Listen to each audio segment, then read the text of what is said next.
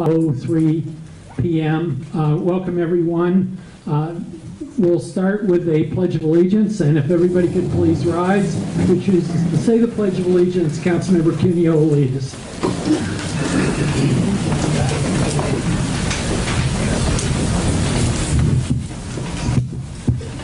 I pledge allegiance to the flag of the United States of America and to the republic for which it stands, one nation, under God, indivisible, with liberty and justice for all.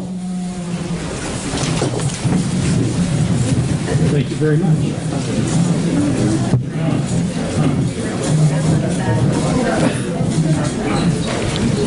Before we get started, I do want to mention that we have speaker cards available. The speaker cards can be found on one of the tables in the back, and they would go to our city clerk, who is over in the corner here. They're not required, but they're helpful for the process. So with that, we're going to move on to... I'm reminded of administrative details. Yes, we have restrooms out in the courtyard. Any others? Okay, that was the critical one. All right, we're going to start with item number 1, approval of the agenda. This is a specially focused topic for today. Do we have any comments on the agenda from the council? Do we have a motion to approve the agenda? So moved. Second. All in favor? Aye. Opposed? Motion carries unanimously. And we'll now move on to council and staff announcements, city-related items only, and reminding all our folks up here that we will also have the chance to do that again on Wednesday at our regular meeting. So, any council or staff announcements? All right. With that, we'll move into our regular agenda. This is a single topic session for today, and the topic is short-term rental workshop. I do want to mention before we start with a staff report that the reason we're holding this workshop is actually from your feedback in terms of some of the questions that had come up, and particularly on some of the procedures we'll use going forth in the lottery process that we've talked about before. We hadn't provided details. We realized that both as a council and as a public, it was very important to have people informed on some of the things that we're thinking about and try to come to some conclusions through this workshop based on a deeper understanding of the process. And with that, I am going to turn it over to our city manager, Mr. Ben Harvey. Maybe I can borrow a microphone from one of you. That's okay. Thank you.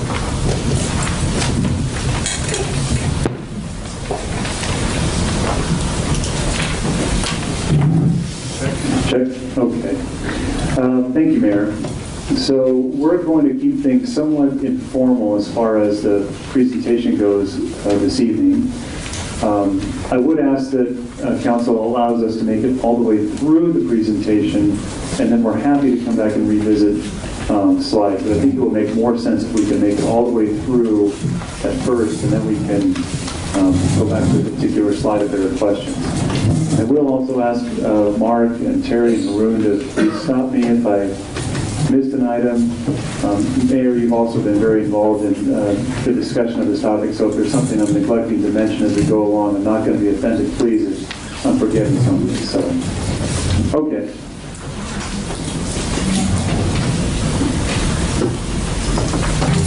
So, Should I turn off that one bank like that or no? yes. Oh, thank you, Don. That's great. That's very good. Thank you.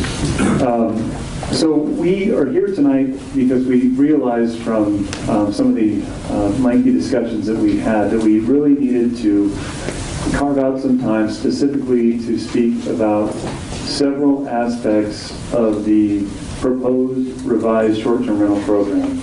So this is a very limited scope discussion we hope to have. The topics to cover include block definition, block density, and we're going to review those overdense blocks and their various configurations, and we're going to present to you our recommended changes. As a reminder, we are going to be coming back to you with a new first read of the ordinance on Wednesday, December 6th.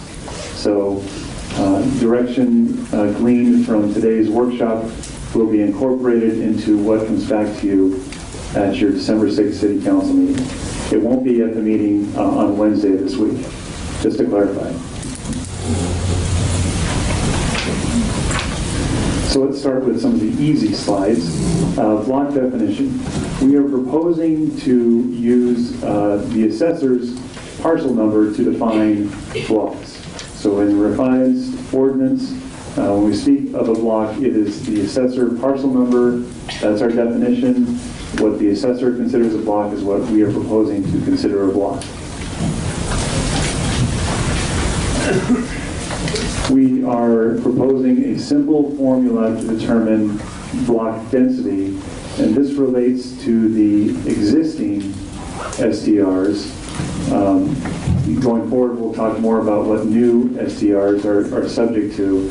Existing SDRs are limited to no more than 15% on a block. We're arriving at a block density number by dividing the number of parcels by the number of SDRs on that block. Oh, excuse me, I clearly have a French major. Number of SDRs by the number of parcels. This is what happens when you put a liberal arts guy in charge of the math. And as you can see on the bottom, if it's over 15%, it's over dense. A quick overview. There are 173 blocks in the city of Pacific Grove that contain SDRs. 52 of those 173 are overdense blocks, and 121 are underdense blocks. So we have the red circle on the left indicating those that are overdense, and the green circle indicating those that are underdense and do not need to be discussed as far as any of the other proposed lottery changes. We're going to go through now the various types of blocks we have here in town. Haroon, as you can see, is positioned here right by the laptop. He does have a map that we can go to blocks dynamically after we make it through the presentation, so he is able to do that. But we have categorized, and when I say we, I should really say Haroon, has categorized the various types of overdense blocks. We're going to go through what those blocks are and whether they're subject to the lottery or not. So this first one is what we're going to call type 1. These are those overdense blocks that are over 15%, but all short-term rentals comply with the proposed new 55-foot zone of exclusion. And just as a brief refresher, the zone of exclusion is the line drawn from the parcel line in all directions, 55 feet. And if there's another parcel with an STR that intersects with that zone, that would not be permitted. That's what we're referring to as a zone of exclusion. We've talked about this before, but just for those who may have not have heard that, that's what ZOE stands for. It's not ZOE, it's zone of exclusion. So that's the first category. The second type of overdense block that we have is those that are over the 15%, and there are no STRs on that block that comply with the 55-foot zone of exclusion. So in this instance, all the STRs on this block would be subject to the lottery. And as you can see for reference with the examples that we have, you see the assessor parcel number up there next to each picture, as well as the parcel count, the number of SDRs, and what was the other item on there?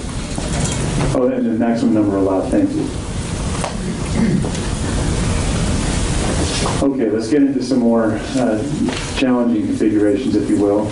Type 3 are those blocks that are over 15%, and some SDRs comply with the 55-foot zone of exclusion, and others do not. In this instance, for those that comply with the zone of exclusion, there's no lottery. The remaining would be subject to the lottery.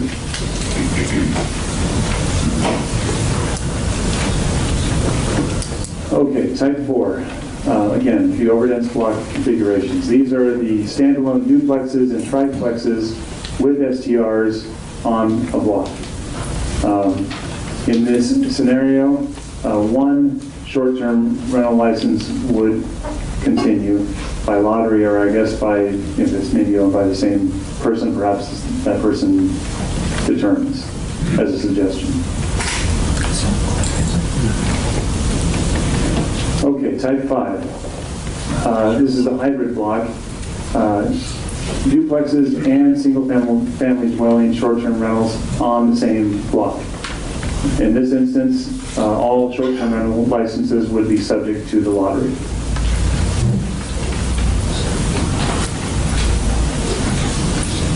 Type 6, homeowner association tenants in common and single-family dwelling unit short-term rentals on the same block. Again, like the prior slide, all licenses would be subject to the lottery.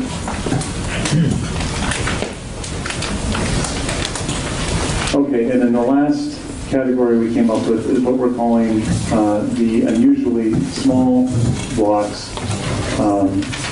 These are those blocks with a very limited number of parcels. The end result is one short-term rental may continue on these blocks. This is a little bit of an eye chart, and let me go to my printout so I can better read this off.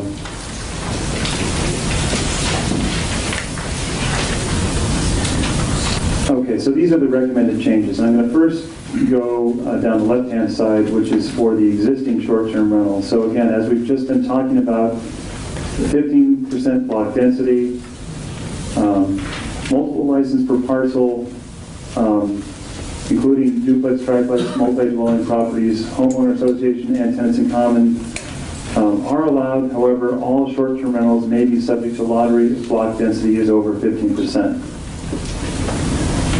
Zone of exclusion compliant short-term rentals on overdense blocks will not be subject to the lottery. And then lastly, unique circumstances may allow for subsequent renewal of a short-term rental designated for sunset. Those less than 5%, less than 5% of short-term rentals designated for sunset are anticipated to re-enter the program. On the right side is the new short-term rental proposal, much more streamlined from the prior, as you can see. That's with the 55-foot zone of exclusion without exception, one short-term rental allowed per parcel, and a 250 city-wide cap without any carve-outs by neighborhood or district, etc. So that's a summary of what staff is proposing to you. We also have a companion document that I want to point out to you, which was in your blue folder, and it looks like this. It's this list of the type of block, the various numbers that we went down. We're just going to pull that up. There it is. So you see type 1, type 2, type 3, type 4, etc. It's got the block IDs that fit that basic type, a description of the block. Again, while we are using the assessor's ID to define block, we thought it also might be helpful if we put some street names to go with that block ID so that for those that don't have their block ID number memorized, they know what we're talking about. The number of SCRs on that block, whether or not it's subject to the lottery, the number that may continue, the number that will sunset. And if you go to the last page, we have grand totals of that. So knowing that we're probably going to want to spend some time talking about the various slides we went through, thank you for allowing me to make it through the presentation first. And team, did I not mention something that should have been mentioned along the way? Okay. So at this point, Mayor, maybe you'd like to lead the discussion or direct questions to us. Oh, very good.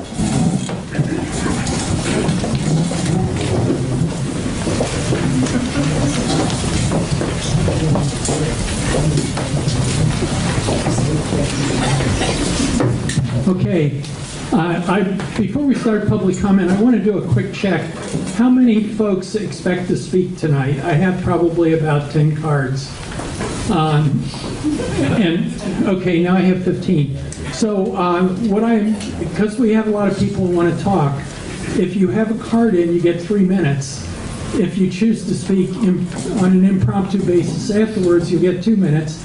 And just giving you the heads up, so if you do want to speak and you need all 3 minutes to say it, by all means fill out a card. That'll be great. You may find at some point your key concepts have been shared by others in the queue before you, and that's fine. We're going to hear everybody end to end while we have our public comment. So let me start with Miss Diane Howell, followed by Miss Beth Hubbs. And typically, just before you start, we're not going to start our official time clock yet. If we have a chair for the on-deck person, Don, if we can get a chair for the on-deck person somewhere near the podium, that would be good. That's great. Okay. Where do we get the cards? I believe they're on the tables in the back. And they go then to Miss Candell, who's our city clerk back in the corner. Okay, you're on. Is this working? Yes, okay. Good evening, Mayor and council members and all interested parties. I'm not sure if everybody here are residents. I'm a 44-year resident. I wish I were still 44, but I'm not. And a homeowner for just about as much. My position on STRs has been established previously. I do not like them. I think it should go to a vote by the residents as to whether they should occur or not. But leaving that tonight and dealing more with reality, I have a suggestion that the city might consider in regards to the lottery. If you have 250 possibilities, and let's just say this is all hypothetical, you have 250 people already have a license, and then you have 200 wannabes, meaning people who would like to have a license. I think they should all be lumped together, the wannabes and the existing license holders, and every time the licensing comes up for renewal, they all draw for the same spot. That would protect the city from future lawsuits, and we all know how people in this country love to do lawsuits. So nobody can ever say of the wannabes, well, it wasn't fair, I didn't get my chance to have an STR. So that's just a suggestion I have on that. Also, as you know, with the business licenses, there is a percentage, and it's based on how much you gross.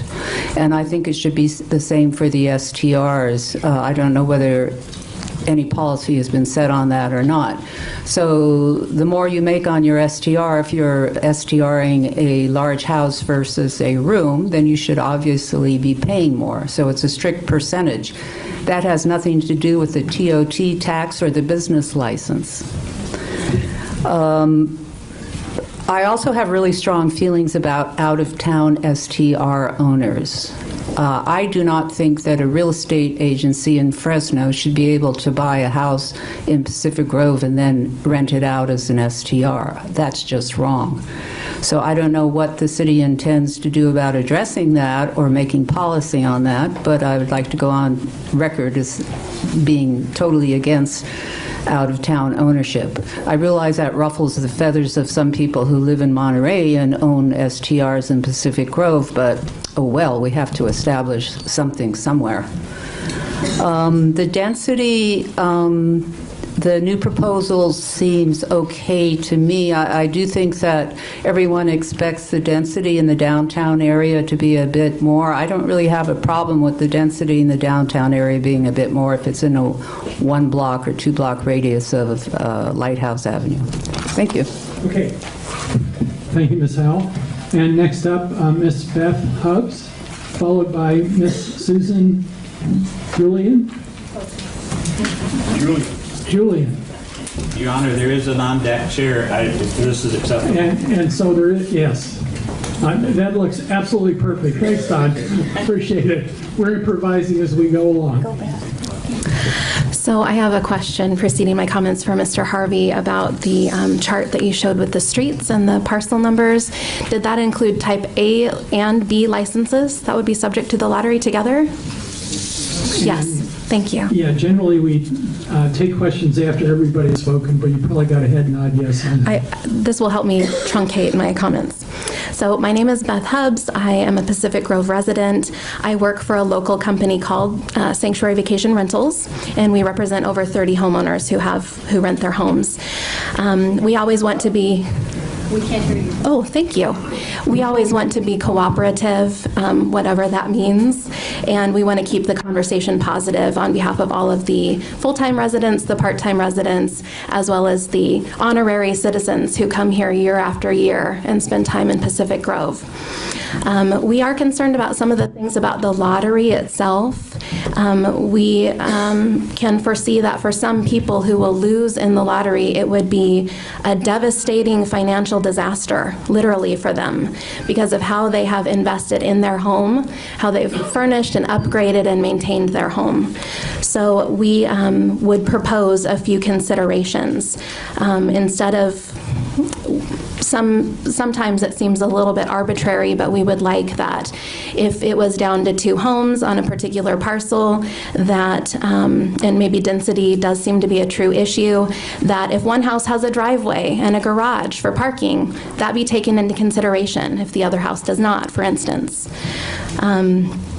We also think that to put the type B licenses in with the A licenses doesn't seem appropriate. The type A license holders have paid more for their license. They've paid more TOT tax over time. In many instances, they've held that type A license and have invested accordingly for a lot longer than anyone with a type B license. No offense to the type B license holders. Also, the type A license holders have had an expectation given to them by the city that they would be able to rent up to 365 days a year, whereas the B license holders knew that there would only be an 89-night limit. I would agree with when Mr. Harvey said that if there's a duplex unit, that perhaps the owner can be involved in choosing which unit, if in fact that it comes down to that. If it's a main house, guest house, for instance, maybe the main house would be the choice of the owner instead of the guest house. We'd really like to see all the type A licenses, particularly grandfathered, because of the expectations that the owners have had. They really have invested. Sometimes it could be $100,000 in upgrading a home, certainly tens of thousands of dollars to outfit it and renovate it and keep it up to a certain standard. And we are very proud of our sanctuary homes, for sure. Is that my time? What is that? Okay. And then we would propose that as many type B licenses as can be. Oh, am I done? No, oh, okay. About 5 seconds. Oh, okay. But we would just like to see more things judged on maybe a case-by-case basis and more things taken into consideration. And we wish everyone well. Thank you very much. And I'm going to ask if we can have somebody over there maybe make 2 signs. One says 30 seconds, the other one says 15 seconds, so we can give the speakers a kind of a fair chance to know where they are and hold them up. We've got phones that have timers on them, so let's see if we can't get something arranged.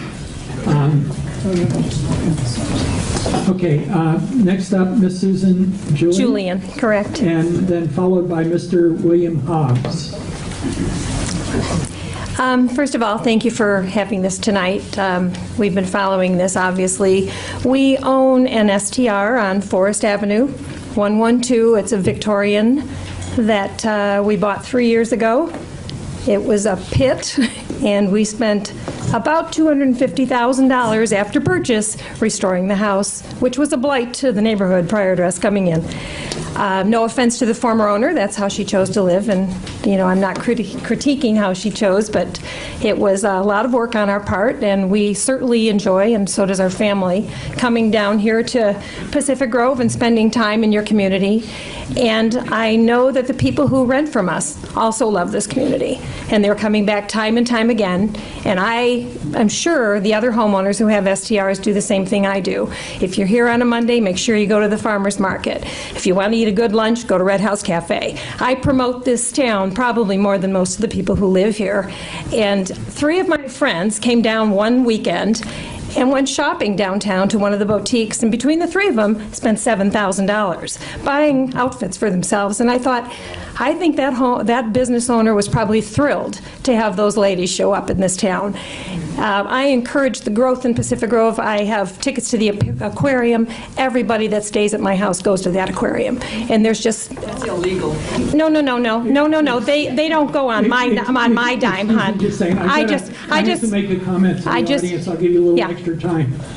Please hold your comments. If you do want to speak, fill out a card or wait for the queue at the end. You will have your turn. We'll do it that way, but we're just going to ask everybody in the audience to respect the person at the podium and allow them an uninhibited chance to say what's on their mind. So thank you very much. I know we've always had very cooperative audiences, and I appreciate that. Thank you. No, I just wanted to say that I encourage everybody to go to the aquarium. It's a wonderful asset to the community and wonderful asset to the people who stay here. And when I think of the number of people that we employ to help maintain our place, I've had plumbers out about 9 times this year. I think I support All American Plumbing. Beyond the plumbers, we've got housekeepers, we've got maintenance people. Troy's down doing everybody's windows on the block today. We give back to the community in a lot of ways that the community doesn't see. And I'm not sure I'm sure people who live here realize that, but I want them to understand how important that is to us and the people who come here to visit. One thing that is a concern to us personally is the fact that our block is the only one on here that has 10 STRs because of the tenant in common condos on Ocean View, and we're being lumped in with them. Consequently, we're the only number on here that's 10 per our block versus 1, 2, 3. It's going to be pretty tough for us to compete, but if that's how it ends up, but I would love to have that addressed. And also, I don't understand why we don't, if we're going to do the lottery, why we're not waiting till April, because in March, whoever signs up again for their permit, there's going to be a natural attrition again, and we may be down to that 250 number. I just think it's something we need to at least consider. Thank you very much for your time. Thank you very much. Next up, Mr. William Hobbs, followed by Mr. Kevin Cranon. Okay, can everybody hear me? Okay, good. We've had a short-term rental for approximately 4 years. We've always been legal. We've always been licensed. Next door, we do have a neighbor who has a Type B license. And the other side of us is a second home, which is occupied only occasionally. We have paid more for our license, and we've generated more TOT, obviously, than the Type B. We've had approximately a 73% occupancy rate in 2016. We have on-site parking for 2 cars. We really feel that attrition should be used instead of a lottery. We did feel we had an agreement with the city and understanding. And if attrition is not acceptable, would suggest that maybe seniority would be the next best thing. In terms of the income we get from that, actually it is part of our retirement. And we presently live in a 2-story house with stairs. Our rental is a single story. If we ever get to the point where we can't go up and down the stairs, would certainly like to live in Pacific Grove in the single story house. I couldn't really tell you how much money we put into it, but we had to put in a lawn. My mother-in-law was living there till she was well into her 90s, and when she could no longer live there, we used the income to help with assisted living for her. We had probably put, I don't know, $50,000 or $60,000 into the house. New roof. Had to do the plumbing because of the issues with the plumbing going into the sewer. We painted inside and out, and the other thing, of course, is the income we get from it now helps us to maintain the house, so it does look really good on the street and beautify the neighborhood. And so thank you very much for your time, and thank you. Thank you very much, Mr. Hobbs. Next up, Mr. Kevin Cranen, followed by Miss Catherine Cranen. Oh boy, back to back. Hi, I'm Kevin Cranen, and thank you, council members, mayor, for a chance to speak. I want to thank you guys, first off, for intelligently getting out ahead of the STR thing, because it's going to happen. It's happening. But I also urge you to look carefully at legal precedents out there that are taking place starting this summer in the courts of appeal in California, Oregon, Wisconsin, in the area of regulation of STRs. If you look carefully, there have been a lot of overturned local rulings by the Court of Appeals dealing with regulation of STRs. Recently, number one, several courts of appeal have determined that it is not a commercial activity to run an STR. The basis of that, number one, the definition. There's multiple definitions of commercial. Very ambiguous. And number two, the commercial transactions have to take place on the property if it's going to be a commercial activity on that property. So that's been 3 different rulings in 3 different courts of appeal. So the message to you guys is really do the right thing for STRs because they are legal.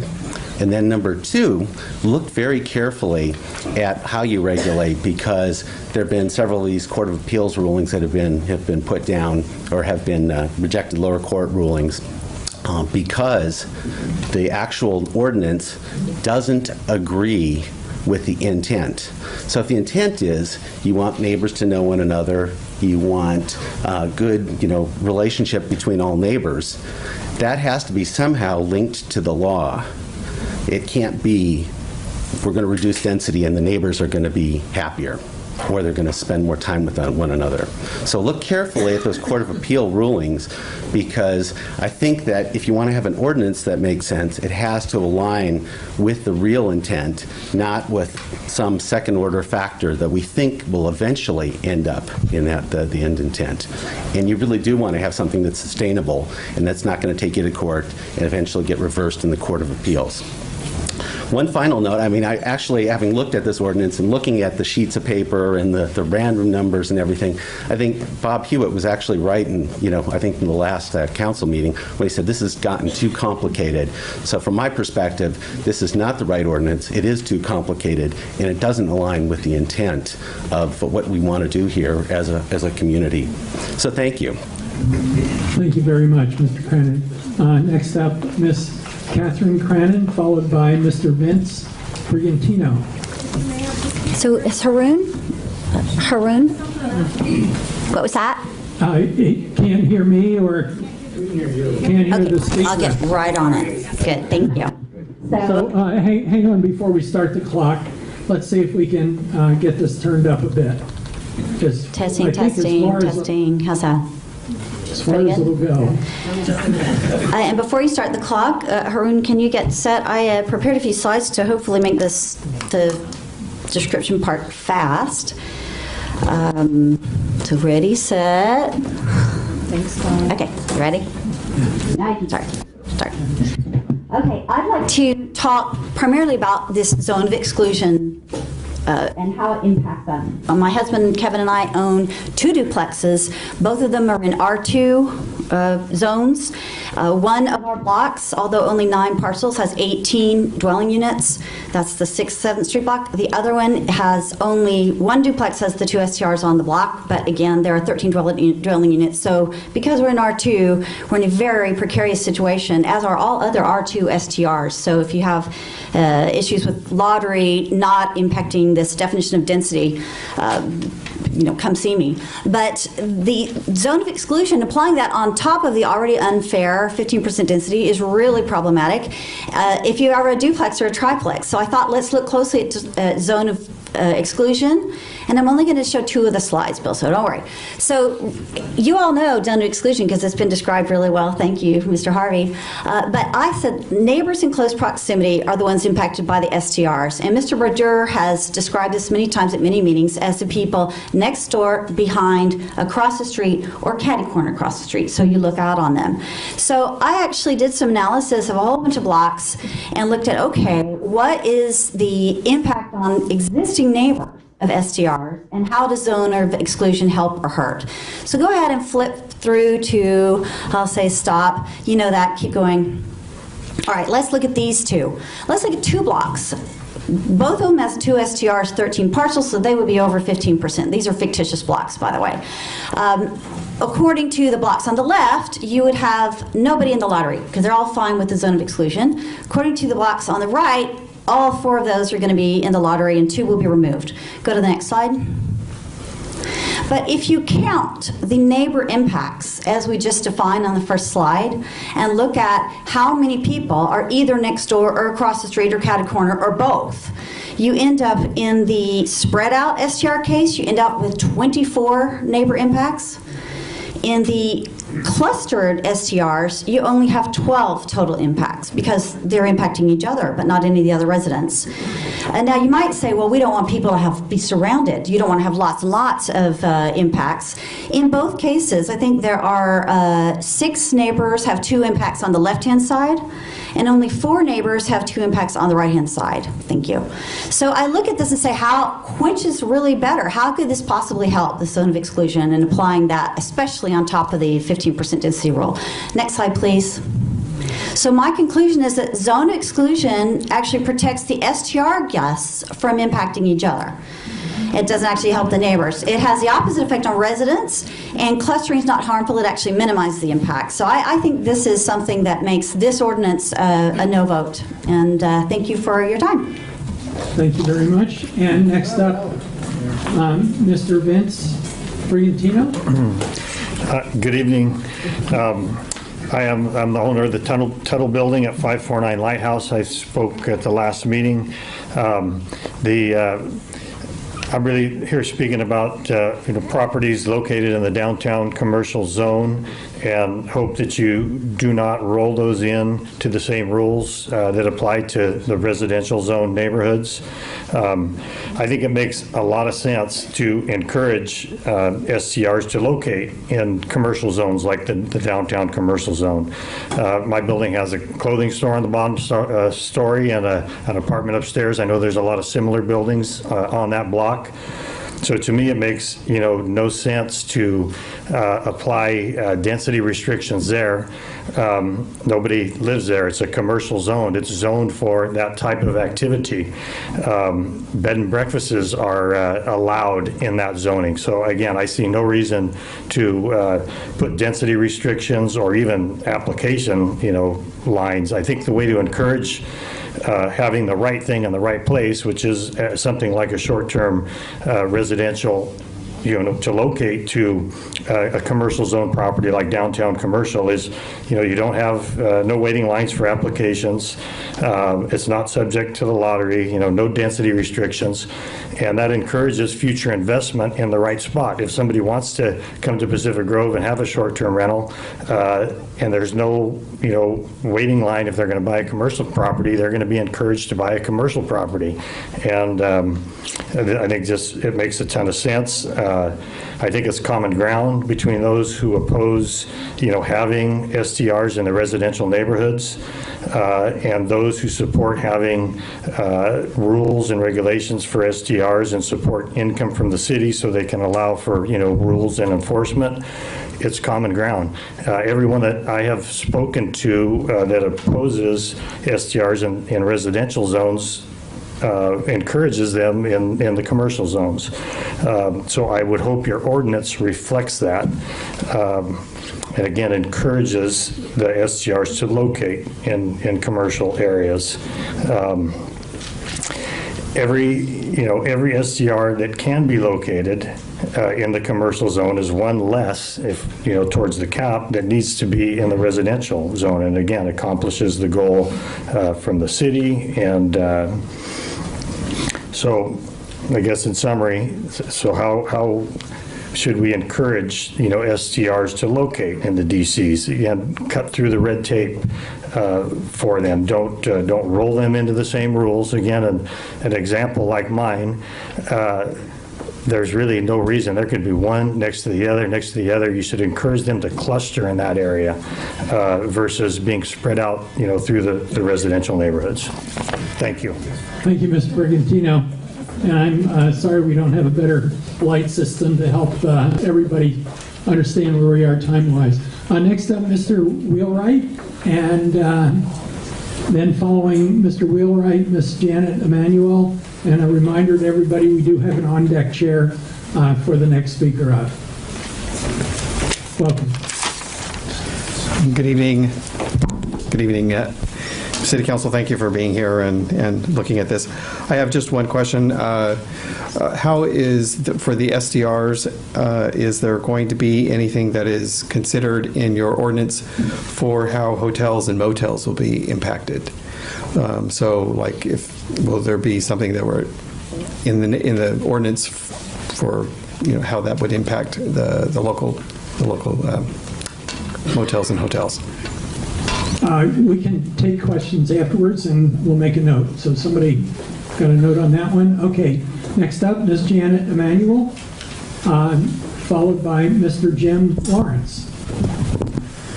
Well, I'm just a simple person living in PG, and I don't get it because this council made such a mess of the short-term rentals that they can't even fix it properly. A lot of people don't want it. But look what you've created, because you didn't think and you thought, oh, you're going to put short-term housing in private areas and everybody's going to love it. Well, those people are in business.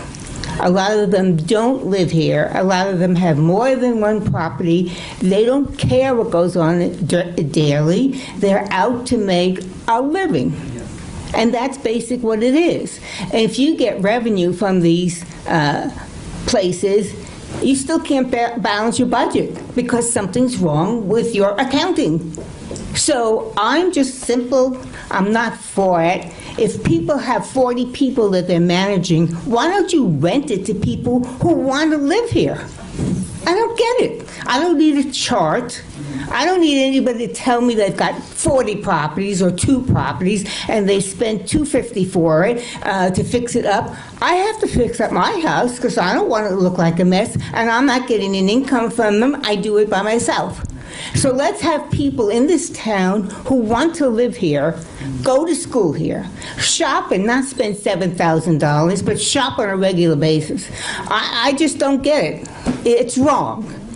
And I agree with the guy, commercial. If you want it all in one place, put it in a commercial zone. Because this is crazy. Why should I have to look at suitcases after suitcases after suitcases? It's wrong. I'm just a simple person living in the town who sees the residents of the town being taken advantage. Carmel doesn't do it. Monterey doesn't do it. How come? How come they don't do it? How come? You can't answer that, right? Because I'm just simple. Make it go away or put it in a commercial zone. Don't put it next to my house that when I open my blinds in the morning, I'm looking in to somebody who I have no idea who they are. The lights on. Don't you get it? It's simple. Thank you very much, Ms. Emanuel. And I'll ask you to hold your applause. I'll ask you to hold your applause. No boos, no applause. We're going to have perspectives on all sides of this issue tonight. And if you want to speak and express your opinion, the way to do it is to come to the podium. So next up, Mr. Jim Lawrence. All right. Sorry, I didn't know I was up next, so it might be a little bit off base here. So to answer the last question, why don't they do it? It's simple. They don't need the money. It's really that simple. So, and I bring that up. It was one of my points. I wasn't going to talk to the speaker, but, I've sent you guys many letters. You've heard me talk for years now. I own an STR at 322 Lighthouse Avenue with my family. Similar to one of the speakers earlier, it was a complete piece of junk, right? I'll put Mr. Mayor on the spot. He knows my neighbor. He knows what we did to that house. They're very thankful. They love us being there. We're welcomed in the neighborhood. We're not villains. We're not bad people. We're actually really nice people, and they love having us there. They would take a dump and made it into something great. But anyway, I brought that up because, one, they don't need the money. Pacific Grove needed the money. So they created this great ordinance to draw people in like us to come to the city, buy homes that are dilapidated or abandoned or on stilts, and spend hundreds of thousands of dollars. That's not a pity party. That's just what it did. We played by the rules. And then less than 3 short years later, boom, the rug comes out from under them. That's not fair, right? And you guys have seen all my letters on grandfathering, honoring your word, and hopefully you guys can do that, okay? But the point I wanted to bring up tonight is this lottery system. It's not the lottery, it's rolling the dice, right? We are in a duplex, we have 2 units, there's 4 total bedrooms. Our neighbors love us, we've had 0 complaints, not even a phone call to the city about anything, to even investigate. But you're willing to take a license away from us and give it to another home in another neighborhood that we don't know the impact of. Right? I was walking through the neighborhood the other day at one of our friends' houses, and on every single house there was an anti-STR sign. Every single house on the block, each side. So let's say that there wasn't an STR there, and you take a license away from us with 0 problems for 3 years and give it to some random house that you don't know the impact on, and now 15 houses have an anti-STR sign. How is that helping anybody? It's not helping anybody, right? So we're proven, we give a lot of money to the city. It's a very successful STR before we were limited to 150 days, right?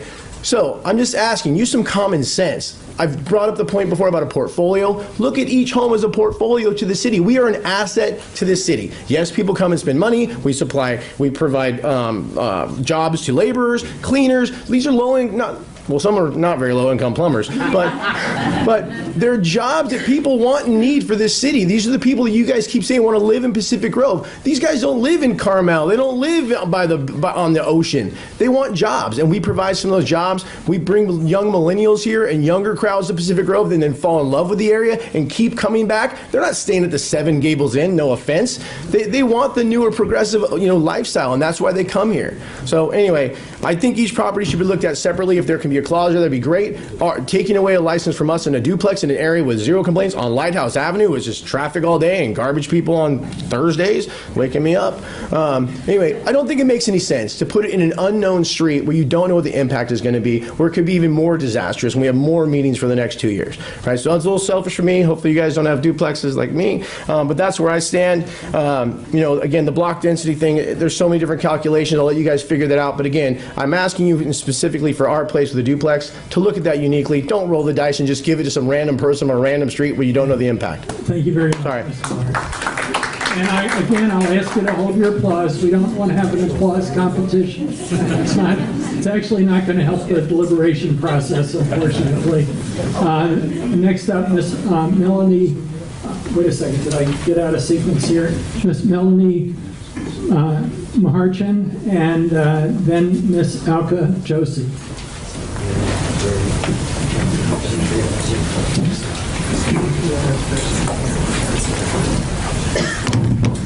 Good evening. Good evening, everyone.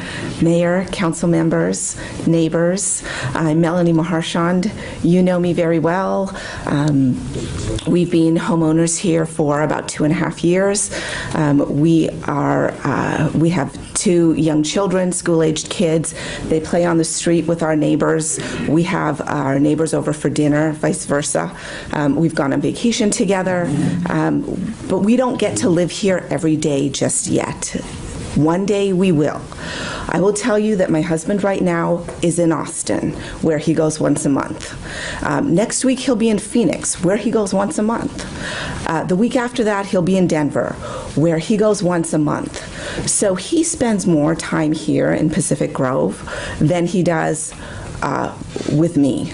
So I don't know what it means today to be a resident, but I can tell you that we are deeply, deeply committed to this city. The fact that we have taken our entire life savings to be able to stay here and build a home here that will also be for our family and our children is a testament to that. So I'm speaking as a family person, not a wealthy person, not somebody who had anything given to me. So we, in this edition, this version of the ordinance, will not be affected by density. But as I look at what density and the algorithm that we have and what it's trying to do, I keep trying to ask myself, what are we trying to solve for? What are we trying to solve for? And the minute that we take a house in a lottery with a zone of exclusion, and we pull a house out of the bucket or the barrel, and we say to this house that has never had a complaint, that we are solving a problem by taking your license away, that is the signal for us that we have to go back to the drawing board, because that is not what this process intends to do. And I don't think that's what anybody here at this council table intends to do, or at city staff. I think we're trying to solve a problem. I feel like we're in a mediation session, and I think a lot of what people want on both sides, we're only hearing from the extreme sides, is really the same thing: to have peaceful neighborhoods where people interact peacefully together. And I think we can get there through attrition. Not everybody has to rent all the time. Many people just do it to get through home repairs, pay for college, medical expenses, and then they're fine, or they're living there. They are able to move into town themselves. I think that if we just make changes that we need to on a go-forward basis, and then let people who currently are in good standing without complaints proceed, I think we'll get to the right answer. Thank you. Thank you very much. And next up, Ms. Alka Josie, and followed by Mr. Brad Owens. I checked with Haroon earlier this week and found out what the attrition rate was for the last several years. This year, 40 people chose not to renew their STR licenses. Last year and the year before, it was something like 14 to 16 people. So I think we could extrapolate that, as many of the speakers have suggested, attrition could be a way to bring that cap down without having to do anything with this ordinance. Secondly, I wanted to make a point that while Bob Hewitt and I are not on the same side of the STR issue, I agree with him completely that the current proposed ordinance is too complicated. If you cannot explain it to a sixth grader in 5 minutes, you cannot explain it, and you cannot even enforce it. I think it's way too complicated. I think it is arbitrary. I think it punishes the wrong people. And I think it leaves the city vulnerable. So I would actually vote in favor of voting no on this ordinance and leaving the last ordinance, the current ordinance, intact. It still deals with density, and it still deals with a cap, which are the main issues that people seem to talk about. The other thing that some people have pointed out also is that we do provide a tremendous income to those who service our STRs. We provide an income to the exact people that you want to have living in this community. The only way they can do that is if they have full-time jobs that allow them to clean, to do our gardening, to do any of the maintenance, the house repairs, the putting in the carpet, putting in the new windows, putting in this, putting in that. We are helping create a lot of jobs in this economy, and we should be recognized for that by City Council and by our residents. Thank you very much. Thank you very much, Ms. Josie. Mr. Brad Owens, followed by, I believe it's Ms. Zoe Ong. Good evening, Mr. Mayor, council members. I too want to thank you for having this session to discuss the issue. Maybe that's better. My wife and I live in Pacific Grove. We have owned the cottage on the 200 block of 18th Street for 17 years. If we could have gotten down here sooner, we would have. But here we are, and we feel very grateful to be here. If I could design an ideal ordinance, if there were such a thing, it would be fair, it would be as easy as possible to administer and enforce, and it would maximize TOT revenue for the city. I believe that the ordinance that is being considered moves in the wrong direction on all three counts. I, too, have to say that I agree with Councilmember Hewitt, who early on, when the council was considering revising the ordinance, expressed discomfort with the prospect of introducing an element of chance, a lottery, into the STR licensing process. And I think he's right. You put in that element of chance, and it makes predicting how the ordinance will work in practice difficult, if not impossible. You can't foresee what the consequences might end up being. Because if we have a lottery, some STR owners who have not complied with the current ordinance may be able to continue to operate, while others who have complied will lose their license. That doesn't seem fair to me. The complexity of this proposed ordinance is likely to put a greater burden on staff and will almost certainly decrease TOT revenue to the city, and I think you're all aware of that. I think many people on both sides of this issue are going to be unhappy with the consequences of the proposed ordinance as it is currently written.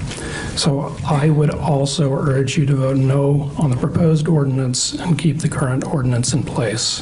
Thank you. Thank you very much. And next up, Ms. Zoe Ong, or Mr. Zoe Ong, welcome. And following that, Mr. Richard Almini. I'm a 30-year resident of city. I'm very concerned about a specific change in the proposed ordinance, a specific change in the ordinance that is being proposed by the city that would seriously affect the safety of our children, of the city's children. Our town is still quite relaxed and innocent in its ambience, and surely would be an attractive target for potential violators of Megan's law.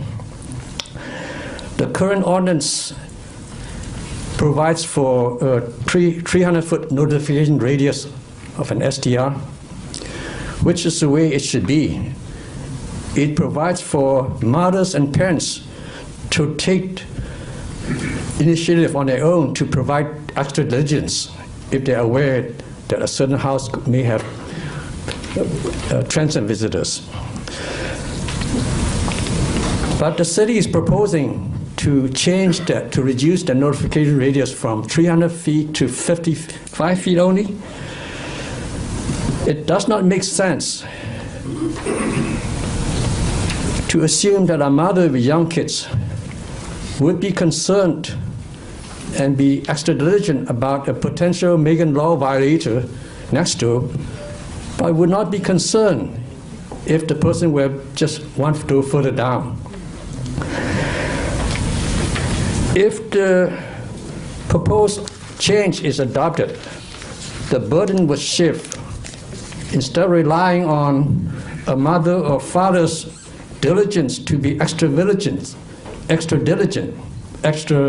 in watching out for the children, there would be an increased burden or reliance on a probation officer, possibly far away, to do his or her job diligently.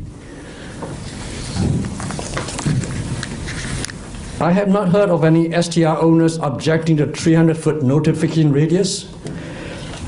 So is the city proposing this change unilaterally? Shame on everyone if this change goes through. Shame on myself too for not making an eloquent enough case. Thank you. Thank you very much, Mr. Ong. Next up, Mr. Richard Almini, followed by Ms. Elizabeth Moore. Thank you, Mayor. I appreciate the opportunity to be here. Probably will not be as eloquent as a number of the other folks whose points of view I really appreciated and agree with. I'm here in the strongest possible language that one man can muster to suggest and encourage you to vote no, on this change in the ordinance. I think it's bad government. I think it's divisive to our community. You have the spirit in the room, and I really respect. I think I wrote emails to each and every one of you that indicated I completely respect the challenge that you have in representing two such diverse constituencies. We each feel very strongly about this. But I got to tell you, I think there's a slippery slope that's created by allowing this to go forward, and particularly when you hear something like someone is in rules and laws where someone from out of town cannot own private property in this community that would be used as an STR. That, to me, that is fundamentally against the property rights that we all enjoy living in the United States of America. I also would think that it's important that for those of us that are owners of STRs, I'm 70, I'm sort of semi-retired, I expect to spend part of my year here, but I got to tell you, I know the people that have rented my little place. I also am a part of the TIC, and I really apologize to the lady that's in our neighborhood. Fundamentally, that doesn't sound very fun. But I think that that also was indicated originally in some of the draft documents, that not only should the density be excluded in those kinds of HOA and TIC properties, but also it's fundamentally unfair that we get also lumped into the lottery. My view right now, I think brilliant government would be for you to accept all of the current STR license holders in this wonderful community, let it go forward, as the lady intelligently put, allow attrition to take place, but not manage the heck out of people's lives. I know everybody we have our board meetings of our little building, 9 owners, and there's not one of them that's felt that they've had a real bad experience from an STR. And I absolutely at the top of the list. I was the original buyer there, and it's been a haul for me. I'll tell you, financially, if this goes through and I have an unsure future about being able to hold one of these licenses, one time I could have it, then it gets lost. Another time I could have it, it's a financial disaster for me.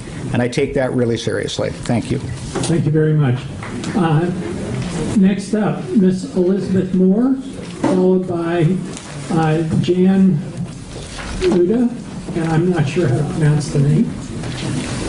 Good evening, everybody. Thank you for your thoughtful consideration on this, big and cumbersome issue. I am a longtime resident of Pacific Grove. My family has owned property here since 1962.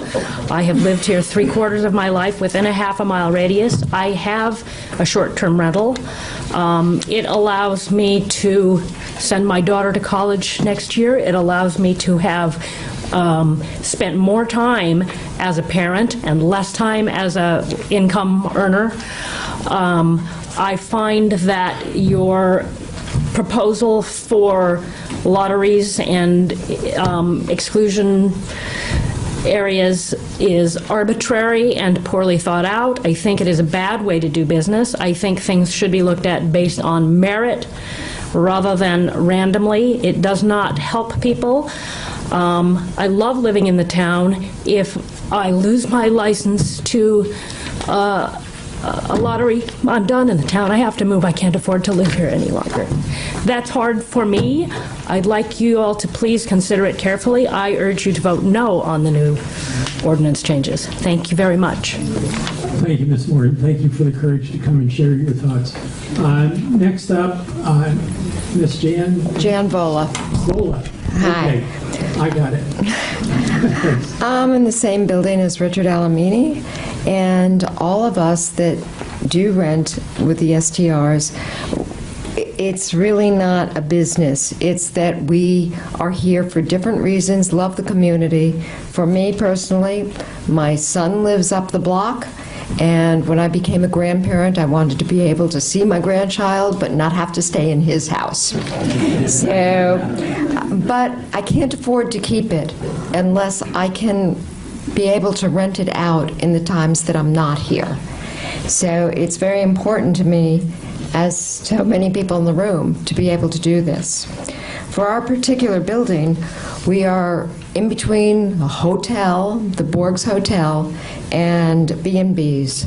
So I'm not really quite sure why our building becomes more offensive to basically the people that it impacts. There's the other people in our building, which, except for one, rent STRs. The one person that doesn't has not had any problem with us or our guests. Outside of that, Glenn Barker wrote a letter to you. He's also from my building, and he set out all the other arguments that I would have, so I'll let it go at that. Thank you. Thank you, Ms. Bola. Okay. Next up, Mr. Joe Bellecci, followed by Ms. Beverly Taylor.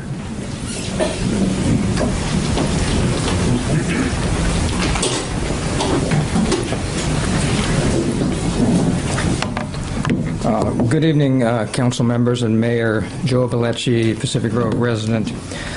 You all know that I oppose SDRs in residential neighborhoods, so I'm not going to go into all those arguments.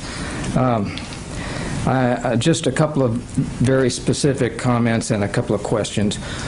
One is that someone mentioned that you represent two different constituencies. You represent one, that is the residents of Pacific Grove. And I think that this ordinance is, although I oppose STRs, I think this ordinance is heading in the right direction, so I'm not going to say a whole lot about it. You're reducing the number and the density, and that's good. Someone mentioned to look carefully at the appellate cases, kind of in a way to make you reconsider your ideas here. But I would suggest you look carefully at the 6th District Court of Ewing versus City of Carmel, which says you can totally exclude SDRs from residential neighborhoods, and it's still good law. It's been tested. So the questions are, in the rounding process, if there are for example, in the consideration of the density, I'm wondering if for example, a block has 19 parcels, and so 15% of that is 2.85. Would it be you'd only allow 2 SDRs, and which is what I think is right because it's less than 15%, or did you round up to 3? I still don't understand why tenants in common method of holding title has anything to do with anything, because it could be Mayor Camp and I could hold a parcel as tenants in common together. Why would we have any extra rights in that? But I don't understand why that's there. I don't have any objection to STRs in commercial zones. I think that's great. I think if you make a commercial investment in an STR, I think you're taking your chances. Nobody has said that you've got a vested right for that to continue forever. And I think that's it. Thank you very much. Thank you, Mr. Bellecci.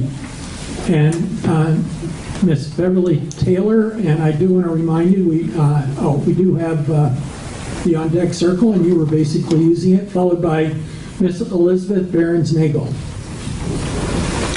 Okay, nearly 49 years ago, my husband and I came to this area for our honeymoon. The attachment grew and grew and grew. And 2 years ago, we were able to achieve our dream of buying a place in Pacific Grove. We can't afford the place in Pacific Grove. We're both retired teachers. But it's a place for family to come. We've joined the community. I have my library card. I'm a member of the Quilt Guild. I've displayed in the museum. We really consider this our community. We come as often as we can. We are, my neighbors all have my phone number if there's a problem.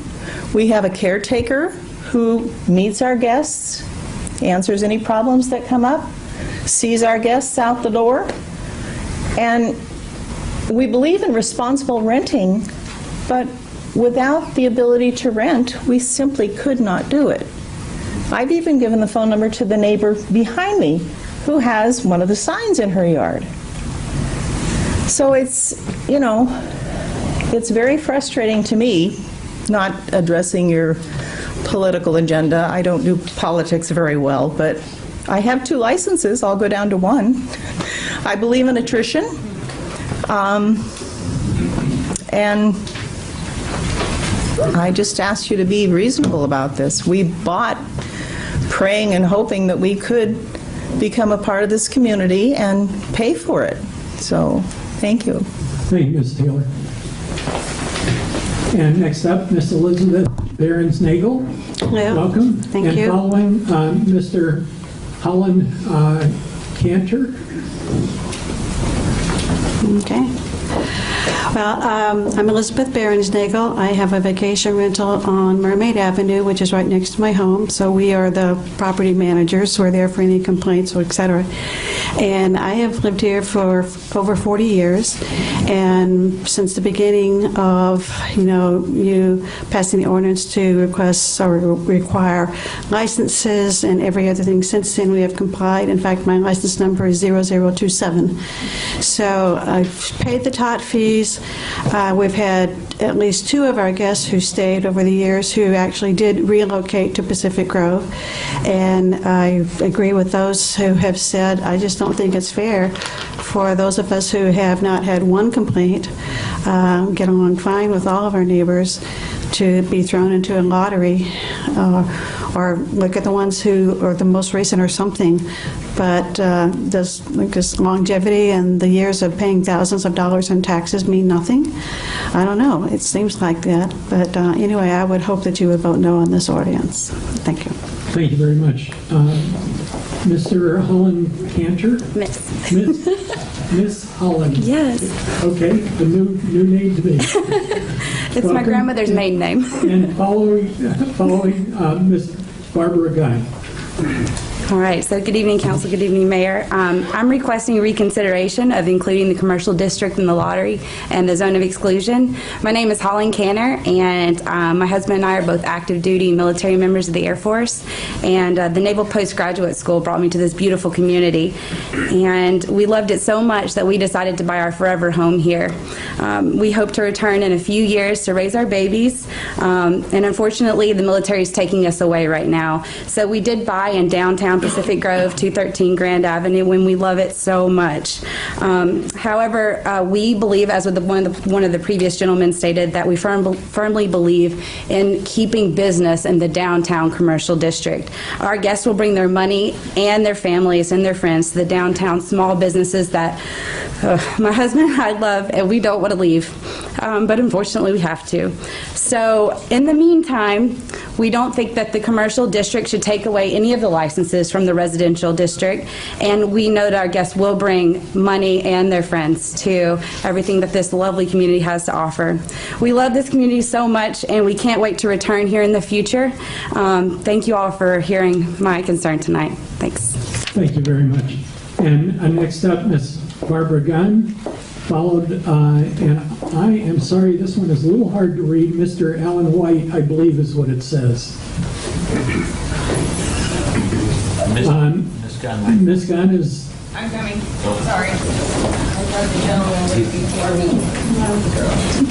Forgive me that I am in my pajamas. I was walking my service dog, and I saw the lights on, and I assumed that this might be a meeting in regards to short-term rentals. I've lived here my entire life. I was born here. Could I ask you to speak into the microphone? Lived here my entire life. Born here, hope to die here. Please, we prefer that you speak to the council. So towards you. I'm sorry. Yeah. Don't ever speak into a microphone before. Yeah. I'm a nurse. I take care of the terminally ill and dying, which will be soon, some of your parents. And I have had to be a renter my entire life. I think it's a blessing that people can afford a house, and at that. And it's great that people think that they're doing something for this community by, giving the window washers and the gardeners and so on. Okay, I'm not really trying to be funny, but, those people need a roof over their heads. I need a roof over my head. I have never, because of health issues, been able to buy a house, so I've always been behind the 8 ball. And I lost my husband, he was a police officer, so now I'm single, I'll never be able to do that. I will always be a renter, but I want to live in what is truly my home. And buy a second house, go buy your second house in Fresno. Just all I want to say is, has anybody here honestly considered that with short-term rentals, those of us that need to rent, we have no place to go. I spent 9 months trying to find a home to rent in Pacific Grove. 9 months. And I had to throw $1,000 at one of these people who rent the houses for you and manage them. I had to buy into that so I could get some help for an open door. There are 25 people waiting for those, help me out here, guys. Who does the rental properties? Property management services. Excuse me, it's your turn at the mic and we'll... Property management services. Yeah, Okay, I'm thank you. passionate, I'm tired, I'm in pain, and I just really, ever since I've been seeing these signs, I just wanted to say, does anybody get that some of us out here need a place to live? And long-term rentals. You want to rent forever. We'll take care of your house, and you don't need to see suitcases. And I don't get that part about young folks these days. They want to go rent a cute little B&B. I'm sorry, that's exactly what they want. So, consider that. Everybody consider that. I could be your sister. You just don't know who needs a place to live, and I don't hear anybody talking about that. Thank you. Thank you very much, Ms. Gunn. Appreciate it. Mr. Alan White? Okay, I just want to remind you, please queue up if you wish to speak. I'm not seeing Mr. White. I may have misreading it. ZOE setbacks and density were the topics. We'll put that aside. Mr. Terry Winston, followed by Mr. Jeffrey Norris. Is Terry Winston next? Miss Terry Winston.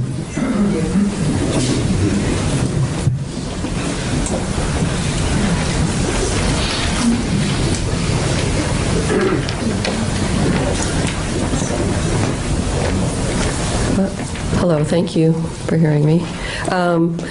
My first question is, I'm asking a question. I don't know if you're equipped to answer it, but hopefully someone can answer it at some point. Where can I go to find out what block my street, where my STR is, and if it's got a problem with it or not? I have no idea how to do this.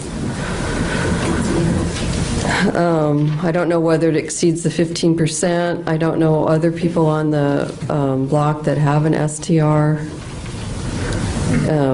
The thing about the block I think I'm considered with is partially commercial. So it's got offices and dentist's office and real estate and insurance. So anyway, I do think that should be considered as far as it should be part of the ordinance, that if you're in a commercial zone or close to one, I don't know. I mean, I wouldn't know how you would count residences when the top floor of these office buildings are rented out to long-term renters. So I don't know how you would do this. Anyway, I would recommend a lottery system. Sounds fair, but in actuality, it isn't fair. It seems actually unfair because it doesn't consider merit. It doesn't consider attrition. It doesn't consider the complaints. In addition, it doesn't consider one of the major problems that long-term renters and homeowners have with the STR, which is the occasional person who parks in their street parking space, which officially it's all public parking, but in reality, a person wants to park in front of their house. When they get out of their car with their groceries, they want to go through their front door. They don't want to have to see a car that they're not used to seeing parked in front of their house. And I think that this ordinance should favor homes in the STR program that have on-site parking. I think that would solve a lot of problems, because that's one of the biggest complaints I have as a homeowner who lives in Pacific Grove, about 5 houses down from our STR. And I have STRs on both sides of me, and because the STR owner doesn't instruct their guests properly, or they don't have on-site parking, they'll be parked in front of my house. So as an STR owner, I also have complaints about the management of some of these STRs, which could be addressed very simply with parking.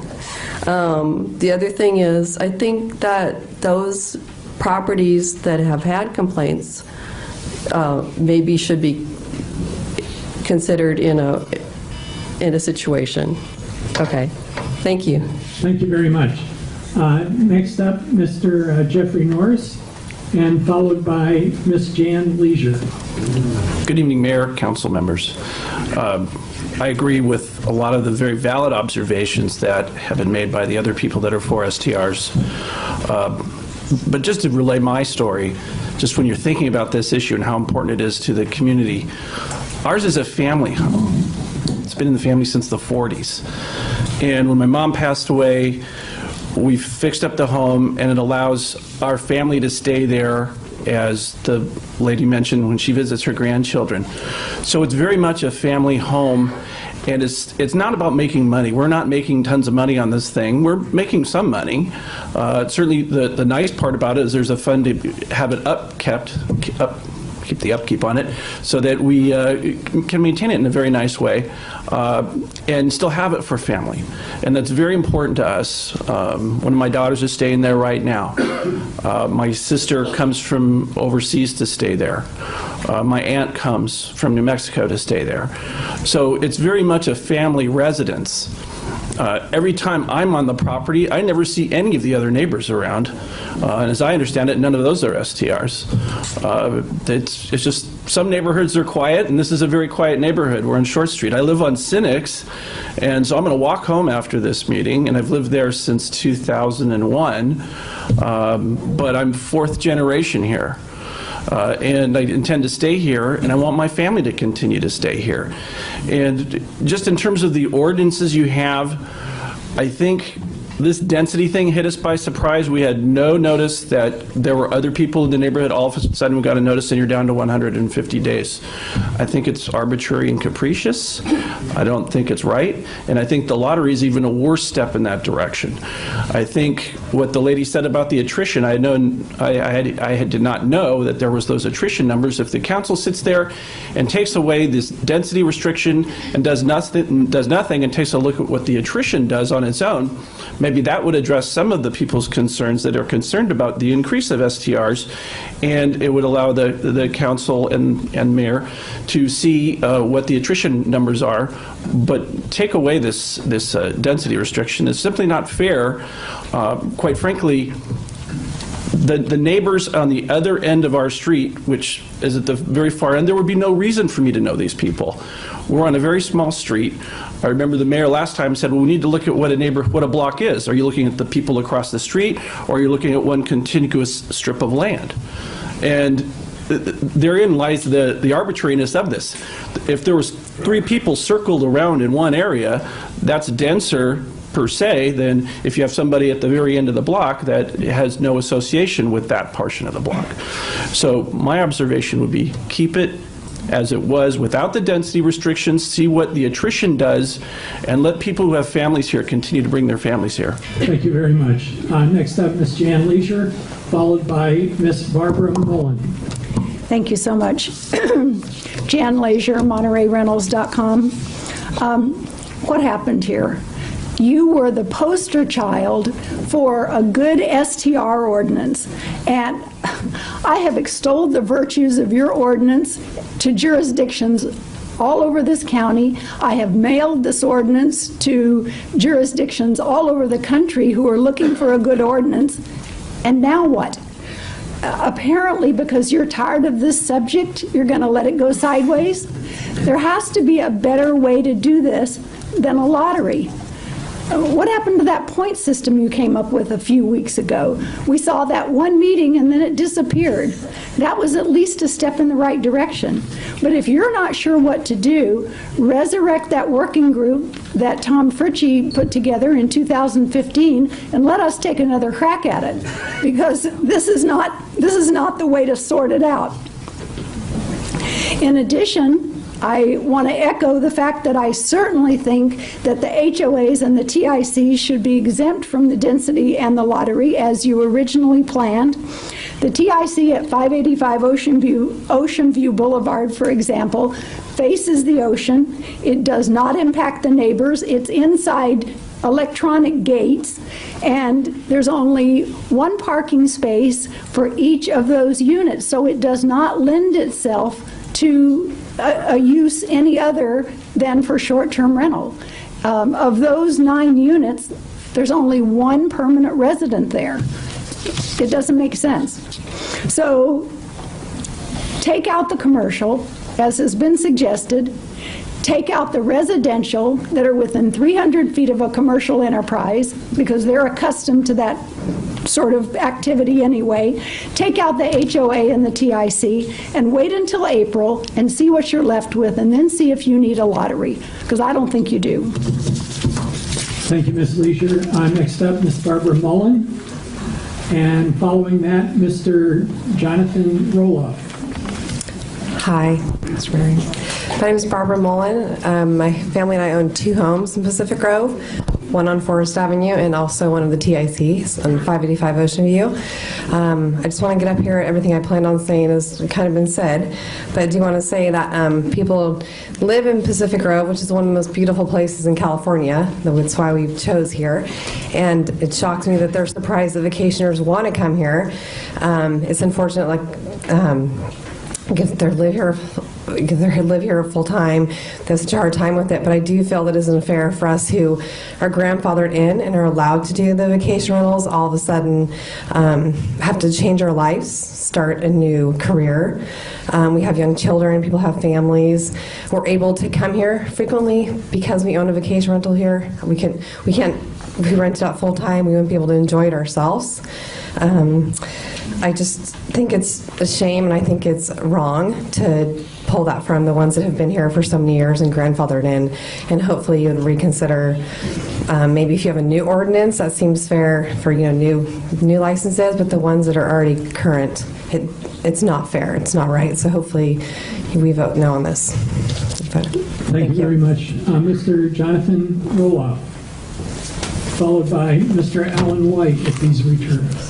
Ladies and gentlemen of this council, I'm Jonathan Roelofs. I have an STR on Del Monte Boulevard in Pacific Grove. I'm sharing my STR with another STR. Basically, I have a 1-bedroom cottage. Maximum allowable number of guests are 3, only 3. The other STR allows 10 guests. Even tonight I noticed that they are advertising their STR for 10 guests for $500 a night. My question is, please, or my solution is, please don't put us through this lottery. The only solution I can see is put a cap on if you have a high density block, put a cap on the number of guests in that STR. Maybe to 2 or 3 or 4. But don't allow 10 people. STRs with 10 people, 10 guests, and every weekend, almost every weekend, we have 4 or 5 cars in front of that house. And the neighbors are all complaining about it, and I think that is the only solution, put a cap on the number of guests in an STR, in a high density area. And that's all what I wanted to say to make an impact. Thank you. Thank you very much. Next up, Ms. Jenny McAdams, followed by Mr. Gene Anderson.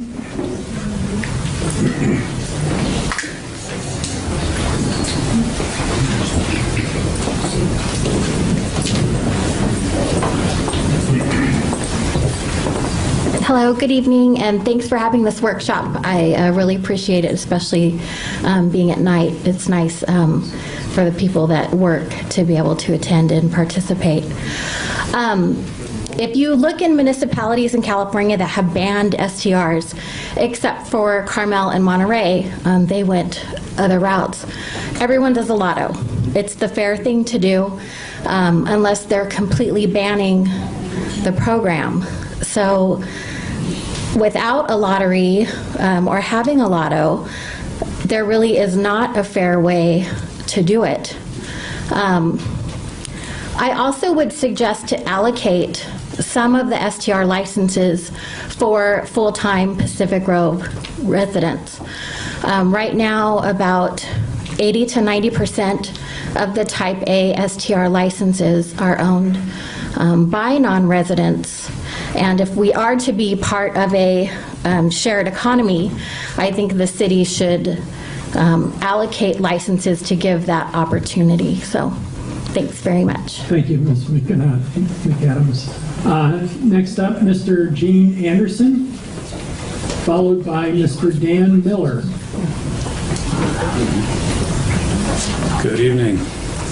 Gene Anderson, thank you. I've heard many speakers here tonight demand the establishment of a permanent STR aristocracy based on dollars invested and self-proclaimed merit and special needs. I've also heard... Can I ask you to speak more directly Yeah, did you get that? Okay. the microphone so the rest of the audience can hear? I've also heard repeatedly from council members and owners of STR businesses of the importance of protecting the investments of STR operators. My wife and I are permanent residents, having lived here since 1998. We bought our house here in 2002 and have invested well over $100,000 in bringing a neglected house up to modern standards. We also employ lots of tradespeople and patronize small businesses like picture framing shops and stationery stores. In 2016, an entrepreneur bought the two-story duplex next door to us and immediately opened a 2-unit STR. It's rented out virtually 365 nights a year. I lost neighbors, and Pacific Grove lost 2 units of affordable housing. As permanent residents, my wife and I would like to see our investment protected from commercial exploitation by the powerful STR industry that is so well represented here tonight. I urge you to ban STRs in residential neighborhoods. Thank you. Thank you, Mr. Anderson. Next up, Mr. Dan Miller, followed by Sakesh. Sakesh, okay. Mr. Miller. So, one of the few things that I heard up here tonight and all these speakers was about the community. A lot of them like it, but very few of them cared about the community and what this is doing to the community. There's never been a more divisive subject ever in this city.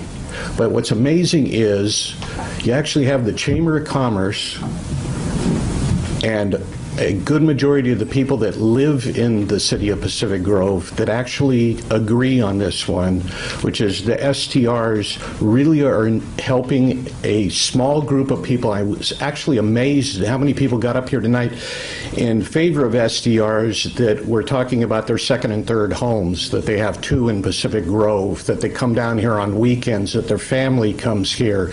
That's not community. That's empty homes, and that's people coming on a regular basis, staying in homes. And something that the city has to start looking at, you realize it's actually against the law for people to represent.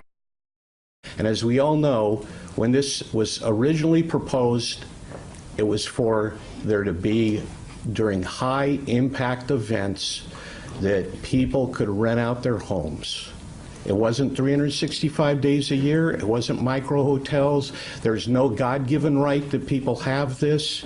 It just amazes me what this has become compared to what it was originally proposed as.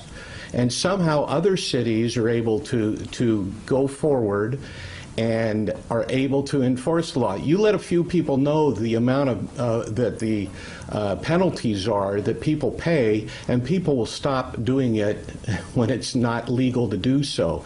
And to have somebody come up here that has a short-term rental and badmouth the bed and breakfast, which for goodness sake, every one of those was tumbled down, rat infested, and everything else before they were taken care of, and say they're so great because they fixed up their house, but goodness knows nobody wants to stay at those places. Yeah, Yeah, no one wants to stay at the Green Gables or or any of those down there. So let's get a concept of what community is, who you're supposed to represent. It's the people of the community. It's not the people that live in Palo Alto that have a second house here. Thank you, Mr. Miller. Mr. Sukesh, and I'm going to let you pronounce your last name because I just can't read the writing. Thank you. I'm Sukesh Mohan. We bought a house here, vacation home, 715 Ocean View on Ocean View Boulevard 2 years ago. And we come and spend times here when we have time and are able to come here. We want to eventually retire here at some point. So while we're not here, we rent it out. So we did renovate the place, improve it, like a lot of people. Our neighbors did come and thank us that before you, it looked very different. Thanks for improving the neighborhood. We obviously invested in the town with an expectation and the understanding at that point. I understand it's not permanent, but that was an expectation. Especially on Ocean View, we are 300 yards from a hotel. We understand there's a permit for a shopping complex to come up there. It's a street that anybody from the world can come and park. So why not somebody staying there and giving city taxes? There's, from a noise perspective, if you stayed on Ocean View, there are people zooming at 5 a.m. in the morning, 12 o'clock at night. Trucks go by which make more noise than probably any neighbor can make. The seagulls can come and make more heck of a noise than other people can make. So needless to say, some of the arguments in terms of restricting even 15% or restricting STRs do not apply to a street like this and many other streets. So I would strongly urge you to, again, vote no. Not only vote no, but the math is very simple, as somebody earlier said. The attrition is 40 STRs in last year. Earlier it was less. I'm assuming because this year you raised the rate for the permit, so that took out some people. They didn't want to do it because they were not really doing STRs. So just by the simple math, I would urge you to say no, not get into a mess in many ways in terms of trying to pick and choose people. Thank you. Thank you very much. And next up is Mr. Tom Nelson.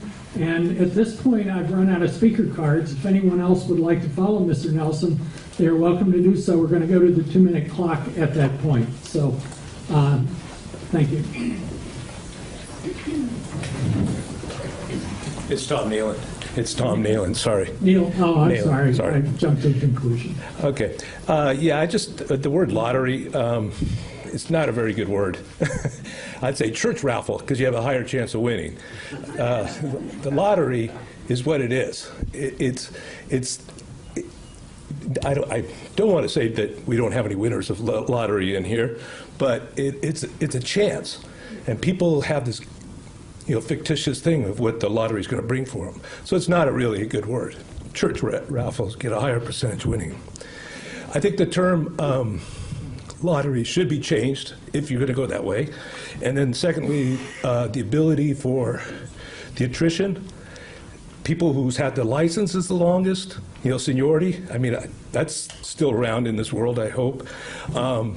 This is a family home. We do rent it out. But I think the people, the impact, I think when people say the impact, my family's a bigger impact than any of our renters because we have a larger group of people. We're not restricted by who can go there. My mom's aerobics ladies that bring 5 cars when we only allow 2. That's the thing that I think we do. When my sister goes there, we're from a large family, she brings all her friends and their kids, and they all sleep on sleeping bags and things like that. That's an impact, but you can't outrule that. So I think the one point that I think everybody is you have to come up with a different term of lottery and with the attrition and allow everybody to work through this thing. If there is issues with like some neighborhoods, I think you have to take it by a neighborhood one-on-one. I think if you look at the license numbers, just like contractor's licenses or anything else, it's a numbering system. When you guys gave out these numbers, there was a reason why you started off with 1 and through 19 and and so on. But now you have that record. I think you should work on that versus the density. If there's a problem with the density and cars and off-street parking, I think you take that on. You have the staff to be able to do that. But I think just doing a lottery is not a good. The word lottery is a bad word.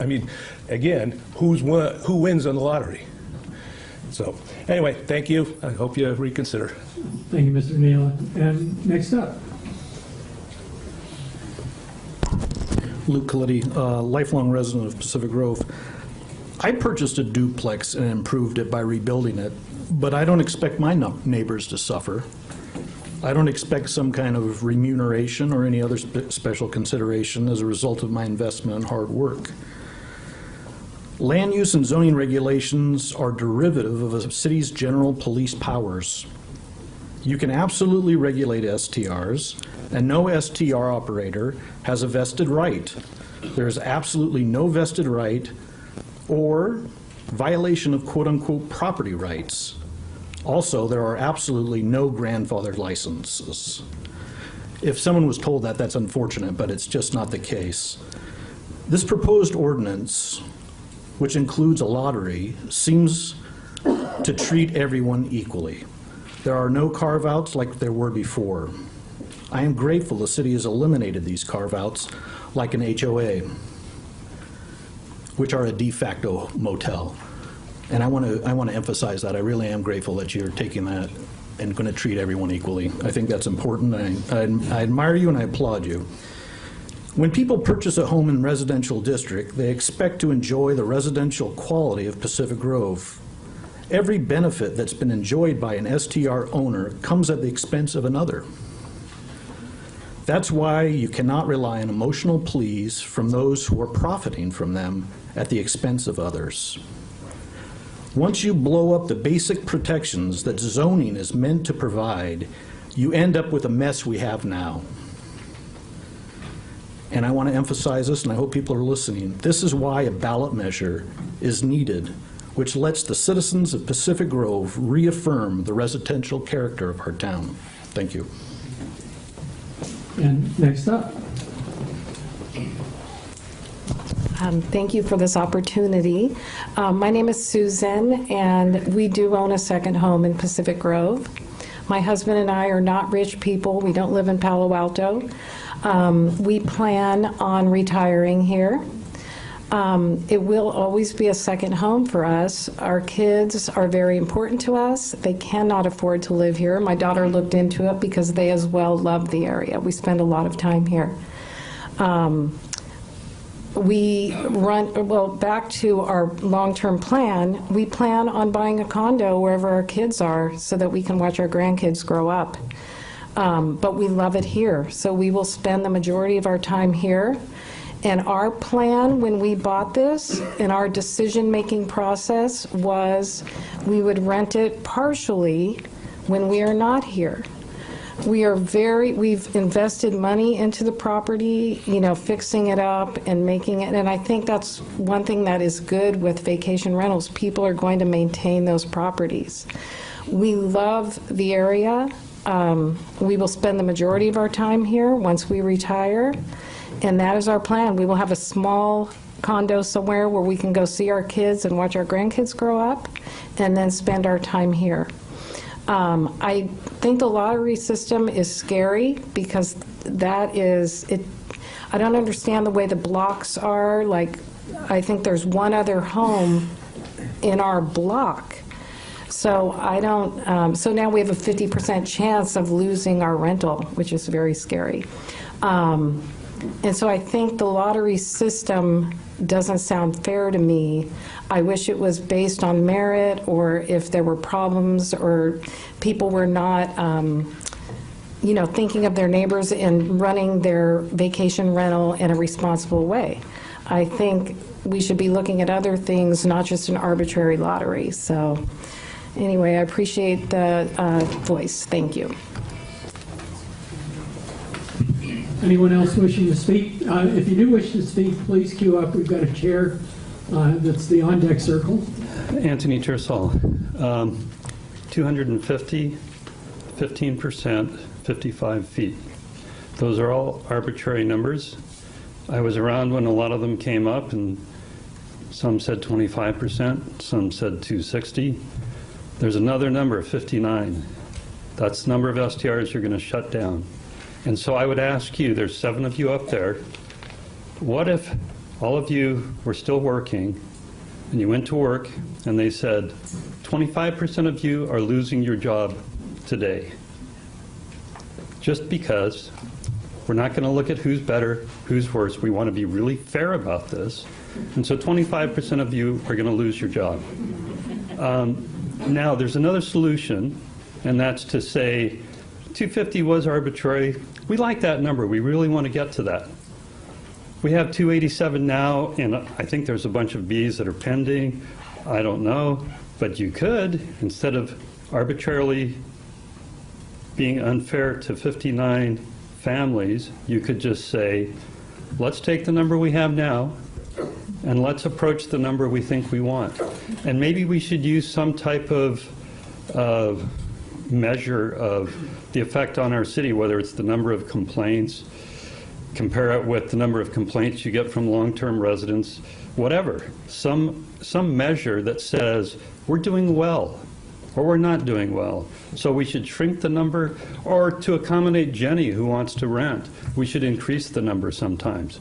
So the idea being that it's not something carved in stone that was arbitrary, but it's actually related to something about how we live here and how people have their livings. So look at it from your hearts, not all these raw numbers. Just say, what if I was one of the people, the 1 out of 4, that's going to be arbitrarily cut off just because we've invented some numbers?